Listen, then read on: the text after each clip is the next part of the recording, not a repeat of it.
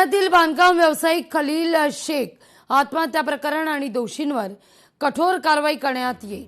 पोलिसांचा योग्य तपास सुरू आहे. पोलीस उपायुक्त मिलिंद मोहिते यांची माहिती आहे. माजी आमदार रवींद्र दंगेकरांसह 12 जणांवर गुन्हा दाखल आहे. मिलिंद मोहिते यांच्याशी संवाद साधले आपले प्रतिनिधी बालाजी पोद्दार यांनी. आणि हा पैसे देत नाही, दादागिरी भाईगिरी करतोय, स्वतःला हा लय मोठा माणूस समजत आहे. ह्याच्यामुळे पुढे माझ्या मुलाला पण धोका होऊ शकते, मार्केटमध्ये काम करायला पण. आपल्यासोबत मिलिंद मोहिते पाटील सर आहेत. सर, नेमकं आता काय परिस्थिती आहे? काल रात्री उशिरा गुन्हा दाखल झाला, याच्यामध्ये राजकीय लोकांची सुद्धा नाव आहेत. खलील शेख या व्यक्तीनं काल आत्महत्या केलेली होती.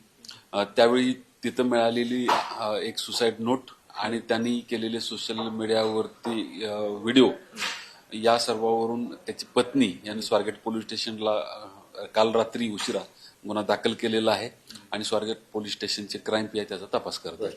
याच्यामध्ये साधारणपणे 14 लोकांची विरोधात तक्रार दिलेली आहे. रवींद्र दंगेकर, त्याची पत्नी, बाळासाहेब शेडगे, त्याची पत्नी रघु गौडा आणि राजन शेट्टी अशी वेगवेगळी 14 लोक आहेत.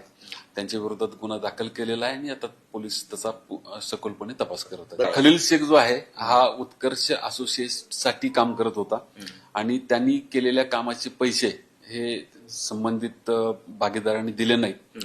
त्यामुळं त्याच्यावरती खूप आर्थिक ताण आलेला होता आणि या ताणापोटी त्यांनी आत्महत्या केली असं त्याच्या व्हिडिओमध्ये दिसून येतंय. याचा तपास आपण करू. नेमकं आता तपासात पुढे काय येते ते पाहणं महत्वाचं आहे. व्हिडिओ जर्नलिस्ट तुषार ननावरेसह बालाजी पोद्दार, लोकशाही मराठी, पुणे. लोकशाही मराठी ऐका, पहा, जागरूक रहा.